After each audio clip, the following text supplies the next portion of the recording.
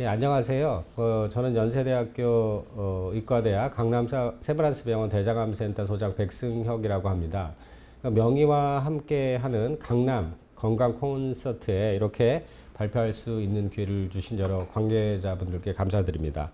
오늘 제가 말씀드릴 내용은 대장암, 직장암 바로 알기입니다.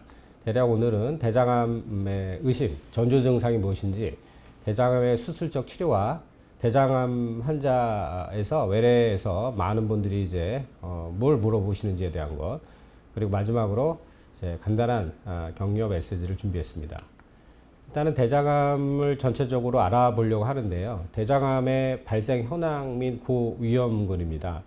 대장암은 이제 그 위암, 갑상선암, 폐암, 대장암 이렇게 해서 한 4위 정도 차지하고 있고요. 남자 여자를 따로 분리했을 때는 이제 마찬가지로 이제 4위긴 하지만은 그 여자는 갑상선암과 유방암이 좀 더 우위에 있습니다. 어쨌든 이제 1위부터 이제 위암 이런 게 굉장히 많은데 다 10만 명당 2만 명 이상 되거든요. 1위부터 4위까지 거의 비슷한 유병률을 갖고 있기 때문에 지금 순서로는 4위긴 하지만은 위암과 거의 같은 수준으로 1위 암과 같은 수준으로 굉장히 많은 유병률을 나타낸다고 볼 수 있겠습니다. 그리고 누가 좀 많이 걸리게 될 것인가 하는 내용인데, 대장암 발병의 위험 요인이 대략 살펴보게 되면은 50세 이상의 연령일 때, 그리고 또 식습관과 관련이 있습니다. 붉은 육류, 가공된 육류, 이제 붉은 색깔 나는 고기, 소고기, 돼지고기 이런 것이 있죠. 그 프로세스드 미트라고 그러는데 육가공품, 뭐 소세지라든가 이런 걸 얘기를 합니다. 그리고 비만한 환자가 대장암이 많이 걸린다라고 돼 있고, 또 이 술도 많이 걸립니다. 그래서 이 얘기를 간단히 좀 생각을 해보게 되면은 삼겹살에 소주, 이렇게 저희 안타깝게도 저희 그 국민들이 시민들이 많이 먹는, 편하게 많이 먹는 삼겹살에 소주 회식이 있는데 거기에 이제 대장암에 걸릴 수 있는 요소가 다 들어 있습니다. 빨간 색깔 돼지고기, 그리고 비만을 유발하는 지방종, 그리고 소주, 이제 음주죠. 이런 이제 상황이 대장암을 많이 걸리게 한다. 이렇게 알아두시게 되겠고요. 그 이외에 또 유전적 요인입니다. 유전 인자가 좋으면은 여러 가지 나쁜 환경에 있어서도 암이 걸리지 않는데, 유전적으로 이제 대장암에 걸릴 수 있는 소인이 있다면 대장암에 잘 걸리게 됩니다. 그리고 또 선종성 대장용증, 용종증, 만성 염증성 대장질환, 예를 들면은 이제 궤양성 대장질환이라든가 크론병 이런 것이 있을 때도 대장암이 유병률이 좀 높아집니다.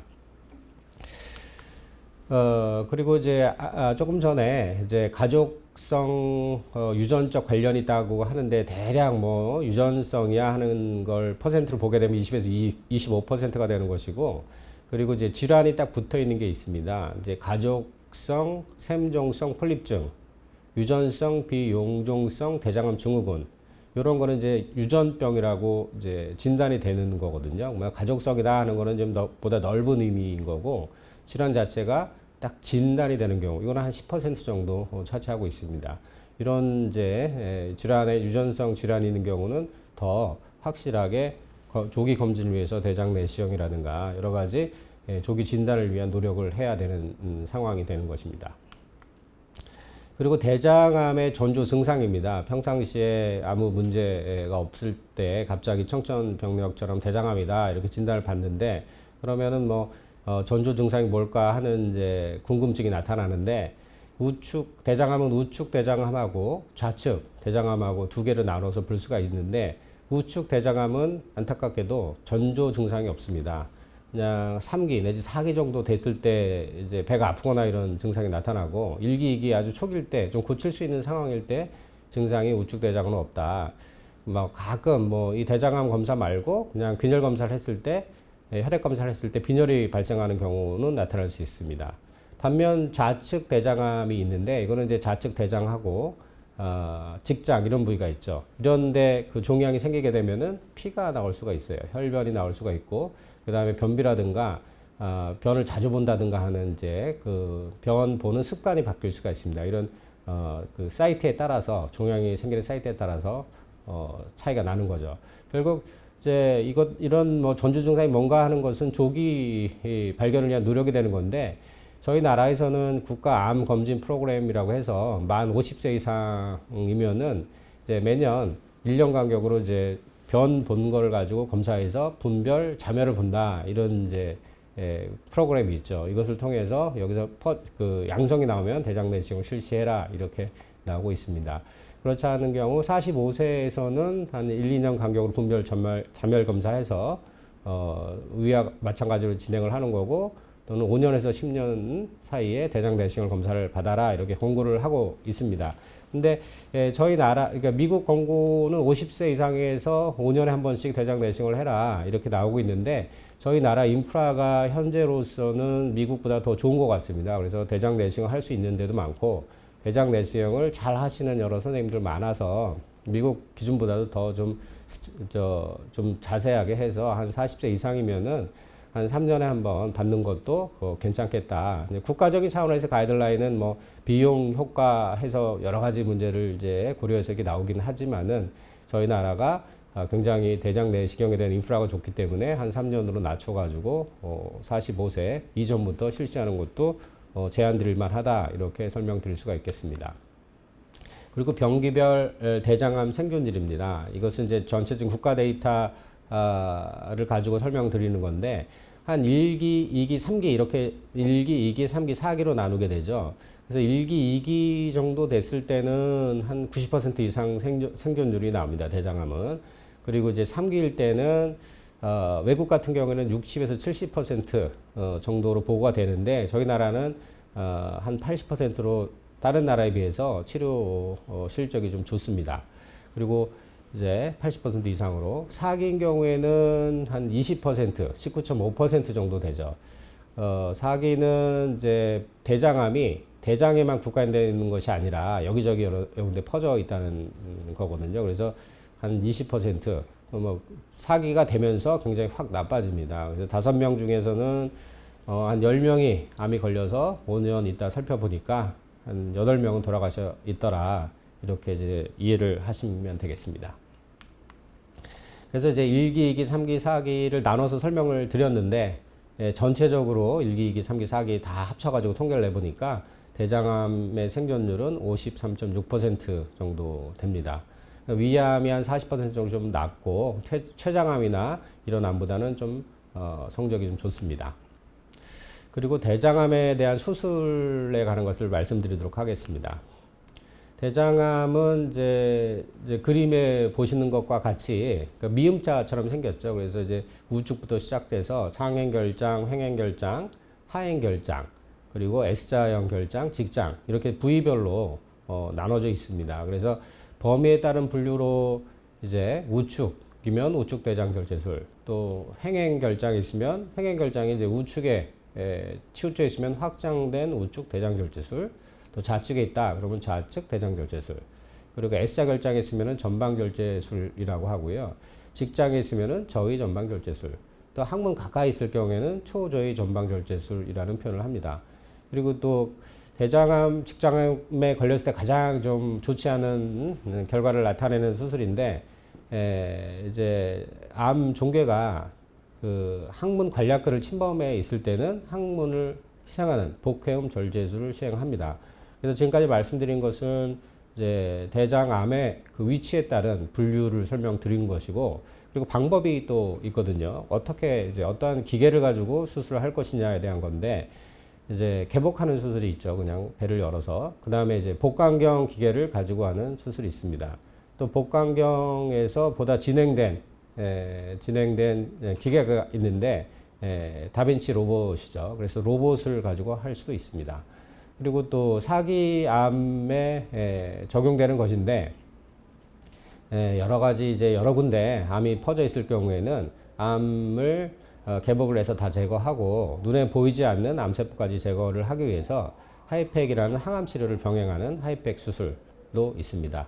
이렇게 이해하시면 되겠고, 그러면 이제 이런 수술의 목적은 뭐냐? 뭐 당연하죠. 이제 완치를 하려고 하는 것입니다.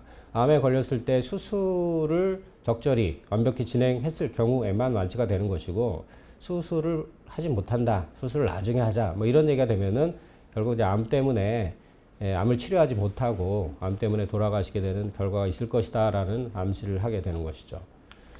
그래서 요거는 이제 예시 그림인데 병변이 그림과 같이 좌측에 있을 때는 좌측을 절제하는 좌측 대장 절제술을 시행합니다.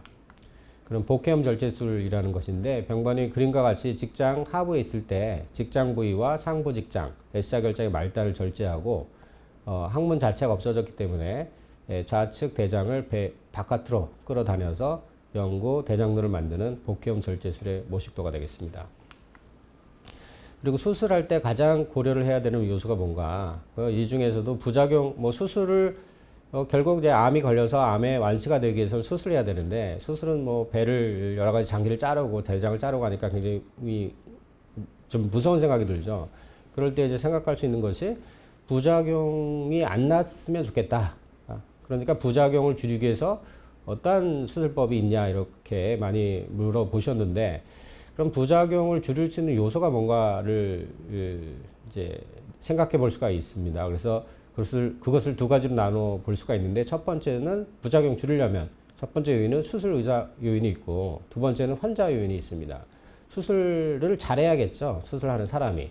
그게 수술 의사 요인인데 술자는 외과 의사는 정확한 환자의 정확한 해박적 구조를 신속히 파악해야 되고 수술 범위도 종양학적 결과 결국 이제 암에 완치될 수 있는 수술 범위를 장기를 보존하면서 환자의 기능을 보존하면서 절제를 해야 되는 수술의 범위를 정확히 판단을 해야 됩니다.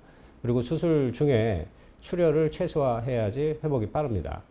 그리고 이제 출혈을 최소화하고 정확한 해박적 구조 파악, 부드러운 손동작을 통해서 수술 시간을 단축할 수가 있습니다. 그리고 이제 이제 편하게 말씀드리게 되면 꼼꼼한 바느질 솜씨. 이게 이제 수술이 요즘 뭐 디지털 시대라고 하지만 수술은 아직도 아날로그입니다. 뭐 로봇을 하더라도 마찬가지죠. 그래서 이제 손이 정교하게 바느질도 아주 정교하게 진행이 돼야지 빠르고 정확한 수술이 돼서 부작용이 매우 적은 수술을 할 수가 있다. 이렇게 이해할 수가 있겠습니다.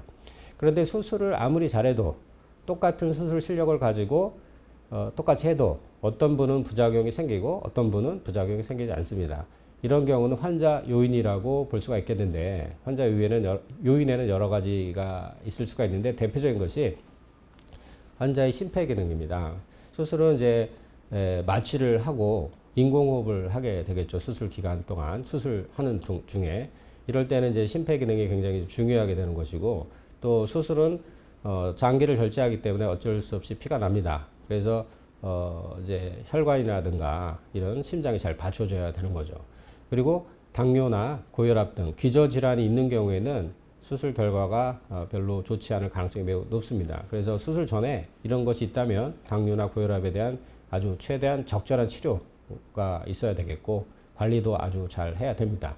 담배를 피신다면 수술 전 거의 뭐 한 달 이전에는 반드시 금연을 좀 해야 되는 것이고 그렇게 이제 수술 전에 몸 관리를 좀 해야 된다는 것이죠. 그리고 또 적정 체중이 중요합니다. 환자가 아주 비만하면 수술의 난이도가 굉장히 높아집니다. 그래서 비만하지 않는 게 굉장히 중요하고요. 아주 마른 경우에 있어서도 수술의 난이도가 증가됩니다. 그래서 적정 체중을 수술 전에 만드는 것도 굉장히 중요한 요소라고 할 수 있겠습니다.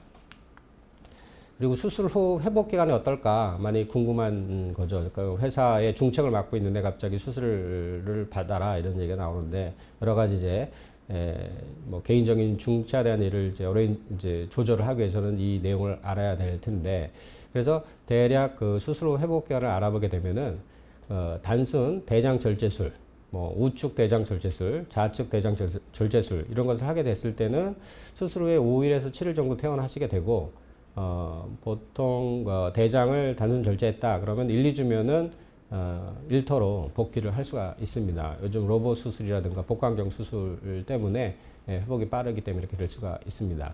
그리고 직장 수술은 약간 복잡한 문제가 되는데 직장 암 수술을 하고 장로를 만드는 경우가 있습니다. 장로를 만드는 경우에는 오히려 일상 회복 시간이 빠릅니다. 장로 관리하는 방법만 배우게 되면은 이제 그냥 회사로 나갈 수가 있죠. 한 1, 2주 후에. 근데 장로가 없는 경우에는 직장 절제술을 하고 장로가 없다. 그러면은 그냥 대장을 직장 또 직장 하부 또는 항문에 연결한 경우거든요. 이럴 때는 이제 변을 굉장히 자주 보게 되기 때문에 화장실을 여러 번 가야 되는 이제 상황이 발생합니다. 그렇게 되면 오히려 직장으로 회사로 복귀하는 시간이 좀 길어질 수가 있습니다.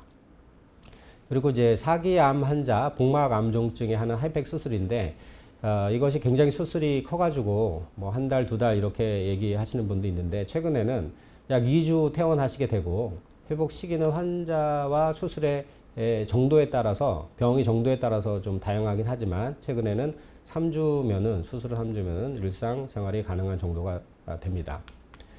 그리고 최근 수술 트렌드를 또 물어보셨는데요. 기수별로 나눠서 생각해 볼 수가 있겠습니다. 1기에서 3기는 복강경 수술, 로봇 수술, 최소 침습 수술이라고 표현이 되죠. 그래서 이제 뱃속의 암은 적절히 절제를 할 거는 다 하면서 복강 내 상처는 최소화하는 이런 최소 침습 수술을 많이 합니다.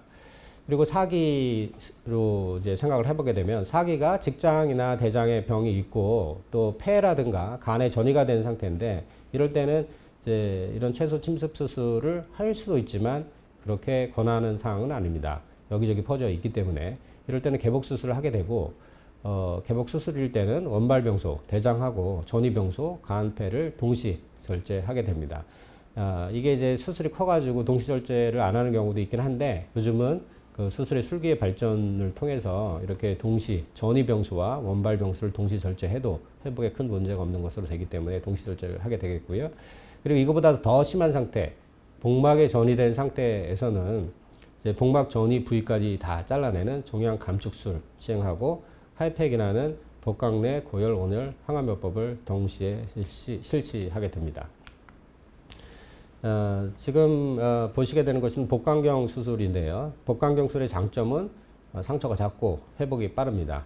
그리고 이제 카메라를 이제 확대해서 볼 수가 있기 때문에 확대된 시야를 얻는다 이렇게 말씀드릴 수가 있습니다. 근데 복강경 수술의 제한점은 이 손보다는 이제 이 복강경을 뱃속에다가 긴 젓갈 같은 막대기를 가지고 수술하는 거기 때문에 손보다는 이제 핸들링이 그렇게 정교하지는 않습니다. 거의 손과 버금가게 외과 집도의가 하고는 있지만 손보다는 제한점이 있고 그리고 장기가 유착되어 있는 경우에는 복강경 수술을 할 수가 없다. 이런 특징이 있습니다. 그다음에 로봇 수술인데 로봇 수술은 기본적으로 개념 자체는 복강경 수술입니다. 근데 복강경의 기계에 비해서 이렇게 로봇이라는 아주 작은 정교한 팔이 들어가기 때문에 이 팔에 의해서 얻을 수 있는 자유도가 높고 손떨림이 없고 3차원 입체 영상의 약 10배 확대된 영상을 얻을 수가 있는 아주 최신의 발달된 술기가 되겠습니다. 단점은 비용이 비싼 문제가 있겠죠. 이건 로봇 수술 시행하는 장면이 되겠고요. 그리고 수술하고 나서 이렇게 창상이 별로 없습니다. 그리고 하이팩 수술인데 이것은 복막 전이 4기 중에서 4기도 A, B, C로 나누거든요. 4기 C인데 이렇게 됐을 경우에는 이걸 갖다가 그냥 수술하지 말고 그냥 항암 치료만 하자라는 얘기도 많습니다. 근데 그렇게 됐을 경우에 모두에 말씀드렸던 5년 생존율이 어떻게 되냐 물어봤을 때는 0%가 되죠. 그래서 이제 헌망한 상황이 펼쳐지는데 그래도 이런 환자에 대해서도 최선의 노력을 해서 한번 살려보자 하는 치료 방법이 이제 이제 하이팩 수술이라는 거죠. 그래서 이것은 이제 쉽게 말해서 뱃속에 여기저기 복막에 암이 퍼져 있는데 우측 대장암인 경우를 예를 들어 설명하면 그럼 우측 대장 절제술도 하고 여기저기 퍼져 있는 모든 암을 깨끗이 청소하듯이 수술을 하는 겁니다.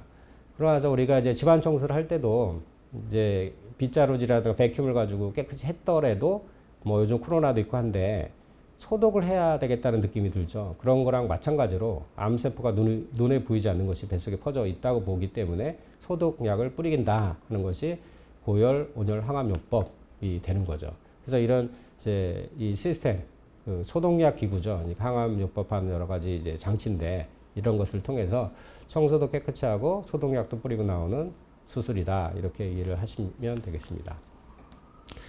그리고 이제 세 번째로 외래에서 환자분들이 많이 물어보는 질문에 대해서 간략히 좀 설명을 좀 드리도록 하겠습니다. 그 직장암인데 반드시 인공항문을 만들어야 하나요? 라는 질문을 하셨습니다. 근데 이제 미국에서 만약에 이제 직장암 진단을 받았으면 제가 미국의 병원에서도 한 2년간 있었는데 비록 뭐 숫자마다 다르기는 하겠지만 미국에서의 일반적인 트렌드는 뭐 직장암이면 반드시 인공항문을 만듭니다. 근데 이것이 영구냐 임시냐의 차이지 대부분 만듭니다. 근데 국내에서는 이제 웬만하면은 이제 만들지 않죠. 그래서 부득이하게 만들어야 되는 경우만 인공항문을 만듭니다. 근데 부득이하게 만들어야 되는 경우는 남자인 경우, 중부 및 하부 직장암인 경우, 수술 전 방사선 치료를 받은 경우 이런 것에 좀 국한을 하게 돼 있죠. 그래서 이런 경우를 빼고는 이제 웬만하면은 임시 장루도 만들지 않죠. 근데 이제 미국이나 우리나라나 피해갈 수 없는 것이 암 자체가 항문 관략근을 침범했을 경우, 그것도 조금 침범한 경우가 아니라 항문의 뭐 거의 2분의 1 관략근을 침범했을 경우는 항문을 살려봤자 수술 후에 변실금 때문에 도저히 살 수가 없는 상황이 펼쳐지기 때문에 이런 항문 관략근이 있는 경우는 침범이 있는 경우는 처음에 설명드렸던 복회음 절제술을 시행을 해서 항문을 희생할 수밖에 없고 영구 장루를 만들 수밖에 없는 상황입니다. 그리고 두 번째 질문으로서 수술 후 일시적인 인공 항문을 만들었는데 얼마 지나야 복원할 수 있나요? 직장암일 때 이제 이제 미국 같은 나라에서 많이 하는 거죠. 일시적인 인공 항문. 이럴 때는 기수에 따라 틀릴 수가 있습니다. 기수가 한 1기나 2기 정도 됐을 때 수술 후에 추가 항암요법이나 방사선 요법이 필요 없을 때 한 달 정도 후에 문합부가 제대로 아물었다 이렇게 판단이 됐을 경우에는 다시 복원을 합니다. 근데 이제 3기 이상인 경우에는 수술 전 방사선 요법도 하고 또 그 수술 전 방사선 요법을 하지 않았을 경우는 수술 후에도 하거든요. 그래서 이럴 때는 이제 수술 후 직장 절제술을 하고 임시 인공항문 만드는 수술을 하고 한 약 4개월 정도의 항암 치료 기간이 필요합니다. 그래서 이 기간이 끝나고 다시 복원을 해야 되는 거니까 이런 경우에는 한 4개월 지나고 복원을 할 수 있다. 이렇게 이해하시면 되겠습니다. 그리고 조직 검사 후 방사선 치료를 한 뒤 수술을 하게 된다. 이게 이제 병기 정도가 심해서 그런 것인가라고 말씀을 주셨는데 방사선 치료는 일단은 이제 직장암 얘기입니다. 직장암도 세 가지로 나누는데 상부, 중부, 하부죠. 상부는 방사선 치료하지 않습니다. 네, 중부, 하부를 하는데 이때는 약 3기 정도가 된다라고 이렇게 생각하시면 되겠습니다. 그래서 1기나 2기 초나 이렇게 됐을 경우는 수술 먼저 하게 되는데 이게 이제 직장암이 좀 이제 큰 경우가 있거든요. 그래서 이제 그 지방층, 점막층을 뚫고 근육층을 뚫고 지방층까지 뚫고 자라난 경우하고 주위 인접, 림프절 침윤이 의심되는 경우에는 수술 전 방사선 치료를 하라고 되어 있습니다. 그래서 이런 경우에는 뭐 정도가 심해서 그런 것인가 라고 물어보셨는데 이런 경우가 한 3기 정도 된다고 생각하시면 되겠습니다. 그리고 구불결장암 환자 수술 후 항암 치료를 받는 중에 방사선 치료는 병행하지 않나요? 라고 말씀을 주셨는데 이제 방사선 치료는 이제 그냥 소장이나 이런 데는 좀 할 수가 없어요. 그래서 골반강 쪽, 뼛속 아래 들어있는 쪽을 주로 하죠. 뭐 전립선이라든가 직장을 주로 하는 겁니다. 그래서 구불결장이라든가 상부직장, 우측 대장 이런 데는 하지 않습니다. 그래서 하지 않는다고 생각하시고 하는 경우는 어디냐 했을 때는 직장의 중부, 하부, 암일 경우만 한다. 이렇게 이해하시면 되겠습니다. 그리고 80세가 넘은 고령인데 수술 후 항암 치료를 반드시 받아야 할까요? 라고 이제 질문을 주셨습니다. 근데 이제 그 80세가 넘으면 이제 수술 자체도 좀 고민이 되고 모든 치료가 고민이 되죠. 그래서 항암 치료를 이제 권했을 때 항암 치료 중에 부작용 설명을 듣고 하지 않겠다 이렇게 말씀하시는 분도 있고 이제 있습니다. 그래서 상당히 뭐 이렇게 답이 yes, no로 딱 나올 수 있는 사항은 아니죠. 병기가 이기면서 조직학적으로 고위험이 없는 경우 70세 이상이면은 여러 가지 통계학적 연구를 통해서 항암 치료를 생각해도 된다라고 어느 정도 컨센서스가 이루어져 있습니다. 그런데 병기가 이기면서 리스크 팩터가 있다. 조직학적으로 고위험이 있고 3기 이상인 경우다. 이럴 경우에는 무조건 이제 항암 치료를 하라고 되어 있습니다. 그런데 이제 여기 말씀 주신 변수가 고령이죠. 그래서 항암 치료하다가 그 부작용 때문에 잘못되지 않을까라는 이제 좀 어려운 점이 있습니다. 근데 그것을 나이로 정확히 평가할 수는 없어요. 그래서 이제 나이보다도 신체 연령을 가지고 따지는 게 좋을 것 같습니다. 80세 이상인 경우에도 평소에 건강 관리를 잘 하셔가지고 여러 가지 심폐 기능이나 혈액 검사를 했을 때 아주 정상인 경우에는 조심스럽게 항암 치료를 받는 것이 좋겠다. 병기가 2기이면서 조직학적으로 고위험인 경우와 3기 이상일 경우에는 80세라는 뭐 기준을 하지 말고 생체 연령을 고려를 해서 그러니까 이제 몸이 나이 따지지 말고 정말 튼튼하지 않느냐, 항암 치료 견딜 수 있나 하는 걸 갖다가 세밀하게 여러 가지 검사를 결정을 한 이후에 되도록이면 하는 게 좋을 것입니다.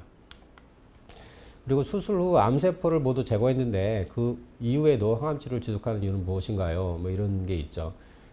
조금 전에 설명드린 경우가 이제 복강 내 암이 다 퍼졌을 때 수술 다 하고 나서 또 눈에 보이지 않는 암세포가 있을 것 같아서 소독약을 뿌린다. 복강 내 온열 항암법을 한다. 이렇게 말씀드렸죠. 그거랑 비슷하게 보통 3기를 예를 들어서 말씀드리게 되면은 이제 그 우측 대장암 3기다 했을 경우에는 뭐 수술해서 넓게 다 떼어냅니다. 대장만 떼어내는 것이 아니라 대장에 영양분을 공급하는 장관막이라는 것도 넓게 떼어냅니다.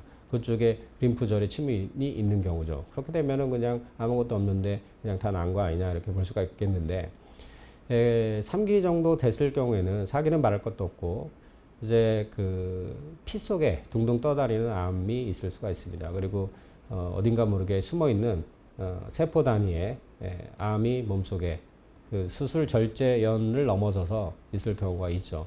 그래서 이런 걸 갖다가 눈에 보이지 않는 암세포를 제거함으로써 생존율을 높일 수가 있는 여러 가지 연구가 있습니다. 그래서 3기 이상인 경우에는 2기 위험성 리스크 팩터가 있는 경우와 3기 이상인 경우에는 항암 치료를 하는 것이 합당합니다. 그거에 대해서 설명을 좀 드린 거고요. 그리고 하이팩 치료의 장점과 단점에 대해서 많이 물어보셨습니다.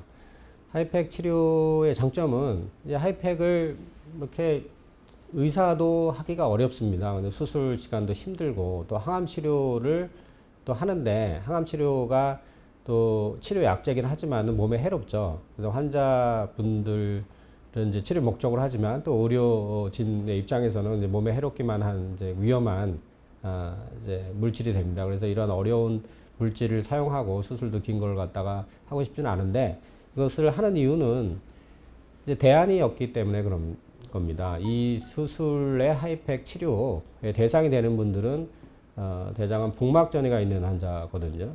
이 대장 복막전이가 있을 경우에는 보통의 그냥 일반적인 평범한 가이드라인에 의해서는 그냥 고식적인 전신 항암 치료를 권하는데 그것을 했을 때 결과는 어떻게 되냐. 이제 완치가 없죠. 좀 오래 살다가 돌아가시는 방법밖에 없습니다. 이렇게 좀 암울한 상황이기 때문에 이런 분들을 좀 고쳐야겠다라고 다른 방도가 없기 때문에 하는 이제 마지막 선택이 되겠죠. 근데 이것을 했을 때 그 치료 결과를 분석을 해보니까 제대로 치료가 된 경우, 수술이 아주 잘 된 경우, 계획된 치료를 모두 따라온 경우는 약 40%의 완치율, 5년 생존율을 보이게 됩니다. 0%를 40%로 올렸으니까 굉장한 거죠. 이것이 하이팩의 장점이라고 볼 수가 있겠습니다.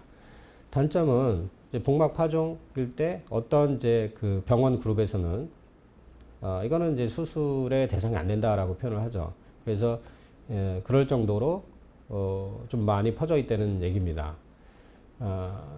왜 그런 거 아니? 이제 여러 군데 뭐 이제 좁쌀 뿌린 것처럼 퍼져 있는데 그 퍼져 있는 부위가 뭐 간 표면이라든가 간의 하부, 뭐 직장 이런 데 있으면은 그 부위 하나가 칼이 좀 암을 뗀다고 해서 칼이 잘못 들어가게 되면 수술하다 돌아가실 수도 있는 여러 리스크가 있는 거죠.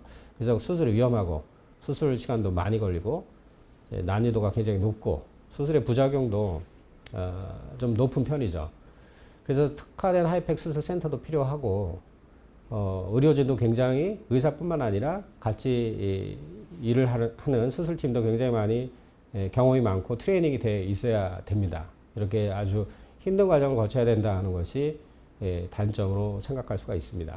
하지만은 이제 그 센터가 특화돼 있고 의료진이 굉장히 경험이 많으면은 부작용이라든가 이런 수술 시간이 점점점 줄고 그냥 일반 대장절제술의 부작용과 거의 비슷한 성적을 내는 센서들도 있으니 그렇게 단점에 대해서 큰 부담을 가질 필요는 없을 것 같습니다. 그리고 로봇 수술의 장점과 단점에 대해서 질문을 주셨는데 좀 말씀드린 부분입니다. 로봇 수술은 이제 좁은 공간에서 아주 정밀하고 섬세한 손동작이 가능한 수술 기계죠. 그래서 이제 골반강 수술인 직장 수술이 아주 특화되어 있다고 말씀드릴 수가 있고 여기서 장점은 이제 그 직장을 골반에서 빼내는 건데 잘라내는 건데 여기에는 이제 신경이 있습니다. 골반 신경총이. 이 골반 신경총이 담당하는 것이 이제 방광 기능, 배뇨 기능하고 성 기능입니다. 근데 수술을 하다가 이 신경이 어쩔 수 없이 신경을 잘라내야 될 때도 있지만 신경을 자를 필요가 없는 경우도 있거든요. 그래서 이런 자를 필요가 없는 경우에서는 이걸 보존을 해야 되는데 로봇 수술은 영상도 3차원 입체 영상이고 손동작이 아주 정밀하고 세밀하고 손떨림이 없기 때문에 이런 이제 그 신경 보존에 아주 적절하다. 기존의 복강경 수술보다 낫다라는 여러 논문이 있습니다. 또 그리고 또 암 수술인 경우에는 재발 안 하고 오래 사는 게 중요하지 않냐, 뭐 신경 보존이나 이런 거는 뭐 둘째 목적 아니냐라고 생각할 수도 있는데 최근의 연구에 있어서는 로봇 수술인 경우에도 기존의 수술보다 더 재발을 줄일 수 있다 하는 얘기도 있습니다. 그래서 이런 것을 갖다가 로봇 수술의 장점이라고 볼 수가 있겠고 단점은 좀 비용이 비싼 문제가 있습니다. 그래서 비용 문제가 좀 단점이라고 볼 수가 있겠고요. 그리고 또 이 로봇 기계를 신체에 도킹하는 이제 절차가 있는데 그때 시간이 조금 한 1, 20분 정도 더 걸린다 하는 단점이 있을 수 있겠습니다. 그리고 이제 대장암 수술 후 변을 너무 자주 본다. 이것이 뭐 일시적인 현상인가, 언제쯤 도와줄 수 있을까라는 질문입니다. 대장암, 무축 대장암이라든가 S자결장암 수술, 이런 결장에 대한 수술을 했을 경우는 이런 부작용이 나타나지 않고요. 직장암을 수술했을 경우 이런 현상이 나타납니다. 직장이 하는 일이 방광처럼 그 변을 좀 담아뒀다가 배변을 하는 경우가 있는데 직장암 수술했을 경우에는 직장을 다 잘라버려서 이렇게 이제 변을 담아놓는 기능이 소실이 되죠.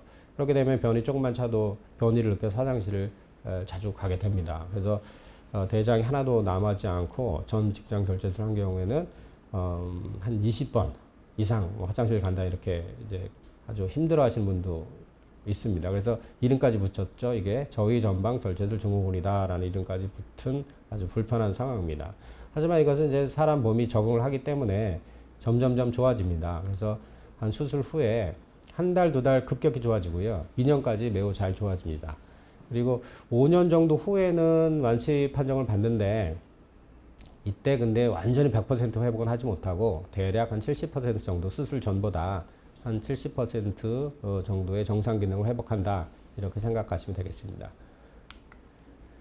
그래서 질문 사항에 대해서 간략히 말씀을 드렸고요. 그럼 마지막으로 우리 그 이제 대장암 환자와 보호자를 위한 이제 마지막 말씀을 좀 간략히 드리게 되면은 제가 이 분야에 대해서 오랜 기간 일을 해왔는데 처음에 뭐 학생 때라든가 이럴 때는 암이라서 굉장히 좀 무섭고 열심히 해야 되는 거다라고 이제 생각을 했는데 지금 와서 이제 이렇게 좀 살펴보게 되면은 대장암은 완치할 수 있다는 느낌을 많이 가지게 됐습니다.